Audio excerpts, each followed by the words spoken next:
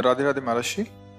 अ, महर्षि इन्होंने काफी लंबा लिखा है। इसका भावार्थ ये कह रहे हैं कि जो नाम का भाव है, जैसे कोई संत महात्मा जपते हैं तो उसका एक अलग प्रभाव होता है, और जो एक नॉर्मल इंसान जपता है उसका एक अलग होता है। नहीं। ये कह रहे हैं कि जैसे राम सेतु में हनुमान जी हैं। ले इतना रुकिए, फिर आगे बढ़िए। संत महात्मा किनको कहते हो आप? किसी वेश को कहते हो? किसी पद को कहते हो? संत महात्मा एक वृत्ति होती, एक स्थिति होती। समझ रहे हो ना? पहले तो भ्रम हटाओ कि किसी हम वेश को ही केवल संत महात्मा कहते हैं, या किसी पद में बैठा है तो हम संत महात्मा कहते हैं। संत के लक्षण वर्णन किए गए। ये आचार्य परंपरा से वेश मिला हुआ है, लेकिन संत के लक्षण नहीं है, उसे संत नहीं कहा जाएगा। संत के लक्षण है, पैंट शर्ट में है वो तो संत है, साधुता है उसमें। पहले इस बात को स्वीकार कीजिए। अगर वेश है और लक्षण नहीं तो वो संत नहीं है। भेष नहीं और लक्षण है तो संत है, और भेष और लक्षण दोनों है तो क्या कहना, महापुरुष है। बात समझ गए? अब बात करो, क्या खास बात है जो नाम का प्रकाश उनके हृदय में जैसा होता है वैसा दूसरों के हृदय में क्यों नहीं होता? कारण दूसरे संयम का बर्ताव नहीं करते, मनमानी आचरण कर बैठते हैं। अगर मनमानी आचरण ना करें और शास्त्र सम्मत आचरण करें तो वही उनमें प्रकाशित हो जाएगा। कितने ऐसे गृहस्थ हुए जो महामहिमा में स्वरूप में स्थित भेष गृहस्थ महापुरुष, जैसे पूज्य श्री भाई जी हनुमान प्रसाद पोद्दार जी महाराज, पूज्य श्री जयदयाल गोविंदका जी महाराज, कितने ऐसे नाम तुम्हें गिनावे। और इतिहास भरा पड़ा है, गृहस्थी में रहे, महापुरुष रहे। अब मनमानी आचरण करो, दो चार माला घुमाओ तो फिर कैसे? इनका वही था, कह रहे कि वो तो स्वयं सिद्ध है, दवाई तो दवाई है, चाहे डॉक्टर दे या कोई, असर एक जैसा क्यों नहीं होता? इसीलिए एक कुपथ्य और एक पथ्य से चल रहा है, तो पथ्य वाले में ज्यादा असर करेगा और कुपथ्य वाले को परेशानियां घेर लेंगी, नहीं घेर लेंगी। तो दवाई तो ठीक है, पाने वाले का अनुपान जो वैद्य ने कहा, सदगुरु वैद्य वचन विश्वासा संयम या न विषय क्या आता। मनमानी विषय भोग करो, मनमानी आचरण करो तो फिर कुपथ्य हो गया ना। अब कुपथ्य होगा तो दवा तो बढ़िया है, अब आपको भारी विक्षेप पैदा कर देगी दवा, क्योंकि आप कुपथ्य कर रहे हैं तो परेशानी पैदा होगी। फिर हो सकता है दवा में असरदा हो जाए कि इतने समय तक जप रहे कोई लाभ तो मिला नहीं। जो पथ्य से दवा का सेवन करता है तो रोग बड़ी जल्दी नष्ट हो जाता है, औषधि अपना प्रभाव दिखाती है। ऐसे सदगुरु के द्वारा प्राप्त जो नाम मंत्र है, उनके द्वारा जो निषेध किया गया कि ये नहीं करना, वो नहीं करना चाहिए, तो आप देखोगे फिर वही रंग आप में आ जाएगा, जो संत में आता वही आप में आ जाएगा। संत का तात्पर्य है जो भागवतिक लक्षणों से संपन्न, दैवी संपदावान, निरंतर भगवत चिंतन परायण, और वो चाहे वेशधारी हो और चाहे गृहस्थ हो, उसमें थोड़ी अंतर है। देखो विभीषण जी जब भगवान के सामने आए तो क्या कहा भगवान ने, तुम सरीखे संत प्रेम मोरे। और अपना परिचय विभीषण जी क्या दे, कि नाथ दशानन कर मैं भ्राता, निश्चर वंश जन्म सुरत्राता, सहज पाप प्री तामस देहा। ये अपना परिचय दे रहे। देखो संत की महिमा। और भगवान क्या कह रहे, तुम सारीखे संत प्रेम मोरे, धरो देह नहीं आनंद। मुझे लगता है कि हम अगर शास्त्र सम्मत गुरुजनों की आज्ञा के अनुसार अपने आचरण करें और नाम जप करें तो वैसे ही हमें लाभ प्रताप, वैसे ही भाव समझ में आएगा। अब मनमानी आचरण तो हमें लगता फिर कैसे? प्राय हम आचरणों में बड़ी कमी रख रहे हैं, चूक कर रहे हैं। आज जो है सत्संग भी सुना जा रहा है, साधन भी कुछ न कुछ किया जा रहा है, पर आचरणों में बड़ी चूक हो रही है। आचरण में चूक हो तो चलनी में गैया दुहे और दोष दयु को दे, हरिगुरु कहो न माने तो अपनो ही। चलनी समझते ना, आटा की चलनी, और उसमें गाय दुही जाए, कहा जाए मेरे भाग्य में नहीं दूध बदा है, तो इसको मूर्खता कहा जाएगा कि भाग्य कहा जाएगा? मूर्खता कह जाएगी ना। तो जो मनमानी आचरण है फिर वो आपको कभी उन्नति का अनुभव, कभी अध्यात्म का अनुभव ये नहीं होने देंगे। आज मनमानी आचरणों की बाढ़ आ गई है। कौन भगवान की बात मानता है, कौन गुरुदेव की बात मानता है, कौन संत जनों की आज्ञा का पालन करना चाहता है? मन मानिया, जैसा मन बोले वैसे ही करना है, वही खाना, वही पीना, वही सोचना, वही समझना। कौन गुरु के वचनों के अनुसार चलता है? इसीलिए अगर गुरु वाणी पर हमारा विश्वास हो जाए और संत महात्माओं के जो आदेश उनके अनुसार, तो अभी आनंद आ जाए। ये तो हम मानने के लिए तैयार ही नहीं है कि जो संतों को मिलता है वो गृहस्थों को नहीं मिल सकता, ये हम मानने के लिए तैयार नहीं है। क्योंकि ये बाहरी वेशभूषा है, आंतरिक चिंतन आपका किस कोटि का है, उसी कोटि से आपकी उन्नति होगी आध्यात्मिक। बहुत से ऐसे आज भी गृहस्थ हैं जो संत हैं, बहुत से ऐसे गृहस्थ हैं हमारी जानकारी में है, पति है, पत्नी है, और 10 वर्ष से ब्रह्मचर्य रह रहे हैं, 10 वर्ष से, यहाँ तक कि अमेरिका में है और वृंदावन से शपथ पूर्वक कई वर्ष से ब्रह्मचर्य रह रहे हैं। ये कैसी बात हो गई? सोचो, 10 वर्ष से ब्रह्मचर्य, एक कमरे में रह रहे हैं, एक घर में रह रहे हैं, ये छोटी मोटी साधुता है।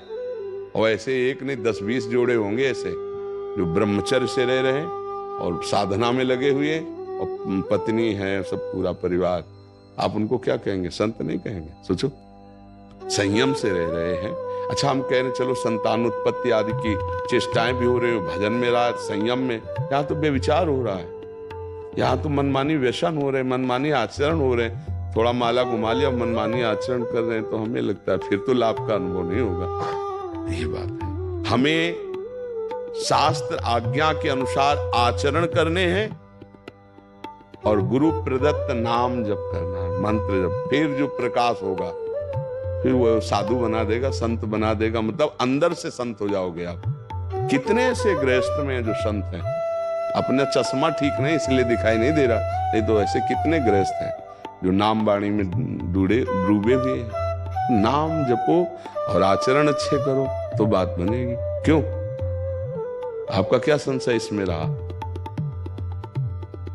महाराज जी इसके आगे कह रहे हैं, भागवत जी के एक श्लोक में उनका अनुवाद यह है कि महाराज जी, मेरे प्रिय उद्धव, जिस प्रकार धधक की आग लकड़ी को राख में बदल देती है, उसी प्रकार मेरी भक्ति मेरे भक्तों द्वारा किए गए पापों को पूरी तरह से जलाकर राख कर देती है। इनका प्रश्न है, व्यक्ति अपने पिछले कर्मों के कारण पीड़ित होता है, लेकिन श्री कृष्ण के उपरोक्त कथन के अनुसार यदि कोई व्यक्ति भक्ति सेवा अपनाता है तो ये जन्मों जन्मों के किए गए असीमित कर्मों को जला सकता है। लेकिन फिर भी महाराज जी, उस स्थिति में हम क्यों देखते हैं कि भक्त ने ऐसा किया, अपने जीवन में इतनी सारी समस्याओं से गुजरने के लिए वे आज जो कुछ भी सामना कर रहा है पिछले कर्मों के कारण है, उन्हें जला दिया जाना चाहिए, बस एक बार भक्ति सेवाओं में संलग्न होकर उन्हें शांति से भक्ति करने की। हाँ, उनको समझो, गोदाम जमा है संचित कर्म, क्रियमाण नया भजन बन रहा है, पाप बन नहीं रहे। पूर्व में जब इस शरीर की रचना हुई तो 2 कर्मों से रचना हुई, कुछ पाप का हिस्सा, कुछ पुण्य का हिस्सा, ये रचा गया, रच गया। इसमें है कि 10 वर्ष में ये घटना घटेगी, 20 वर्ष में, 40 वर्ष में, 80 वर्ष में, ये पहले से निश्चित हो गया। अब जब हम भजन मार्ग में चले, भगवान की भक्ति की, तो जो हमारा गोदाम जमा है कर्मों का, संचित कर्म, भगवान ने सब भस्म कर दिया। जो नया है वो भगवान को समर्पित है, इसलिए वो हमको बांध नहीं पाएगा। जिससे शरीर की रचना हुई है, भगवान के भजन बल से उसको हम भोगते हुए पार करते चले जा रहे हैं, समस्या है ही नहीं। जो छूट गया है तीर, अब उसे तूड़ीर में वापस नहीं लाया जाता। भगवान ने हमारी शरीर की रचना जब की तो 2 कर्मों से की, पाप और पुण्य दोनों। उस समय हम कोई भजन तो कर नहीं रहे थे, तभी तो हमसे पाप और पुण्य 2 ही कर्म हुए, भजन तो बना नहीं। अब हमें भगवान ने अपनी कृपा से मानो दे दिया। अब इसमें दुख सुख आएंगे जो पहले रच गए, पर जो हमारा स्टॉक जमा है उसे भगवान भस्म कर दिए। जो नया कर्म, नई खेती है, वो भगवान को अर्पित है, वो हमें बांध नहीं पाएगी। लेकिन जो प्रारब्ध रचना शरीर की हुई है, उसको बड़े बड़े सिद्धों को भोगना पड़ा।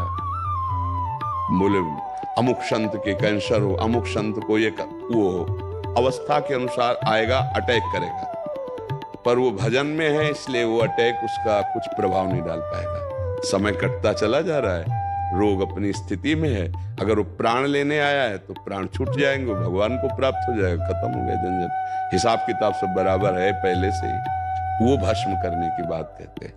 ये थोड़ी कि भक्त को जुकाम नहीं होगा, बुखार, एक से एक भक्तों के जीवन में कष्ट आए हैं तो उसकी रचना हो गई चुकी है ना। अब जैसे मान लो नाक टेढ़ी ऐसे पैदा हुई तो उसकी रचना हो गई, तो अब क्या करोगे? ये बात समझना।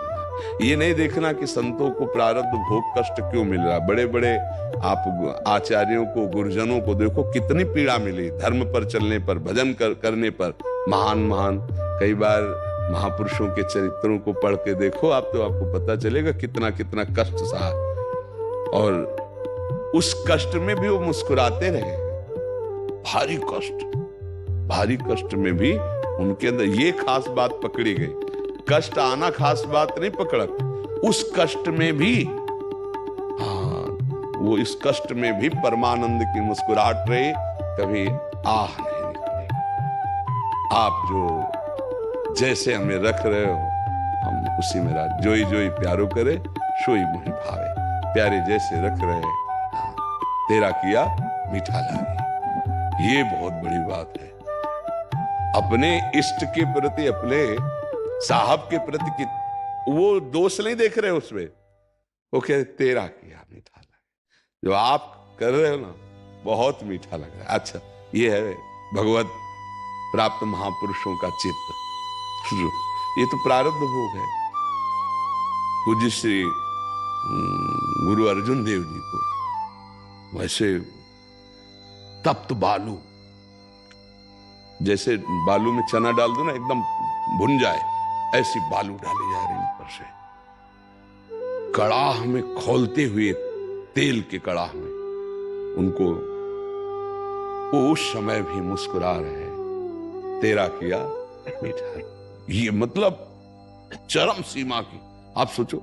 और एक बात थोड़ी, पूरे गुरुजनों को देखो, गुरुवाणी को पढ़ के देखो, महापुरुषों को देखो, भयानक से भयानक कष्ट पीड़ा सब महामहिम श्री गुरु गोविंद सिंह जी के पुत्रों को दीवाल में चुना जा, और वो मुस्कुरा रहे हैं, उनके अंदर कोई भय नहीं है। सोचो कैसी धर्म निष्ठा, कैसी देश निष्ठा, कैसी भगवत निष्ठा। इन महापुरुषों के चरित्र को देख करके लगता है कि हमको बल मिलता है, हमको सामर्थ्य मिलती है कि हमारे गुरुजन, हमारे महापुरुष जन कैसे कष्ट सहे और शिकायत नहीं कोई। फिर तेरा किया मीठा लगे, मतलब गजब की बात है। अगर चाह ले वो, इतनी सामर्थ्य है तो भस्म कर दे, नष्ट कर दे उनको। सामर्थ्य होते हुए भी उसे सह रहे, दिखाया कि क्या साधुता है, क्या महापुरुषों का स्वभाव प्रभाव है। सब कुछ करने की सामर्थ्य है। ये जो गुरुजन प्रकट हुए, जैसे पूज्य श्री गुरु अर्जुन देव जी है, ये साक्षात भगवत शक्ति संपन्न है। ये जो चाहे कर सकते हैं, भगवान है साक्षात, लेकिन सह रहे हैं। और हम लोगों को ये बल दे रहे हैं कि इस मार्ग में अगर ऐसी भी परिस्थिति आए तो हमें डिगना नहीं है, हमें हटना नहीं। आजकल हम 4 दिन माला जपे, हमारा काम नहीं बना, बोले हमारी अश्रद्धा हो गई। भगत हो तुम, भगवान के तुम जन हो, तुमने अभी शास्त्रों का स्वाध्याय नहीं किया, गुरुवाणी का स्वाध्याय नहीं किया, इसीलिए। नहीं तो पक्का हम केवल सुख के प्रलोभन में थोड़ी तुम्हें प्यार करते हैं। हम प्यार करते हैं, तुम्हें अपना माना है। तुम चाहे जितना दुख दो, हम आपकी ही जय बोलेंगे। ये मार गए, हम आपकी जय बोलेंगे। आपकी तरफ से दिया हुआ दुख हमारे लिए प्यार होगा, हम उसे आदर से स्वीकार करेंगे। ये मार्ग है। क्यों? महाराज एक छोटा सा क्वेश्चन पूछ सकता हूँ उसी पे, पिछले क्वेश्चन पे राम नाम पे। तो महाराज जी, मेरे छोटे बच्चे का भी क्वेश्चन था कि उन्होंने बोला कि मैं जब कथा सुना रहा था तो बोले जब हनुमान जी ने राम नाम लिखा तो पत्थर तैरे। बोले पापा मैं जब लिख रहा हूँ तो वो डूब रहा है। क्योंकि तुम्हारी अभी भावना उस कोटि की नहीं है। एक बार कबीरदास जी के एक शिष्य गंगा स्नान करने जा रहे थे, तो एक कुष्ठी, जिसके गलित कुष्ठ शरीर में था, वो आत्महत्या करने के लिए कूदा। लोग उसे पकड़ लिए, तो भीड़ लगी थी, तो वो भी नजदीक गए। क्या बात है, क्या बात है? तो उनका इनको गलित कुष्ठ है, ये अब जीना नहीं चाहते, इसलिए आत्महत्या करना चाहते। बोले अरे इसकी जरूरत कैसे है? खड़ा हो और डुबकी लगा, राम। पहली डुबकी में मवाद पीप सब खत्म। राम 3 बार का एकदम सब ठीक हो गया। आए, विलंब हो गया तो कबीरदास जी ने पूछा कैसे विलंब हुआ, तो उन्होंने कहा कि ऐसी ऐसी घटना। बोले 3 बार एक गलित कुष्ठ को ठीक करने के लिए? अरे 1 बार ही काफी था, तुम 3 बार बोले और यहां 300 बार बोलो। समझना, भजन भाव निष्ठा तदात्म।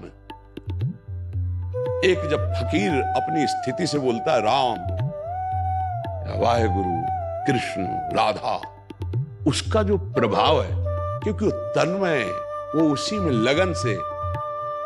जब भरत जी चित्रकूट में बोलते थे ना सिया राम और कदम बढ़ाते थे, तो लता पता सब करुणामय होकर बोलने लगते सिया राम।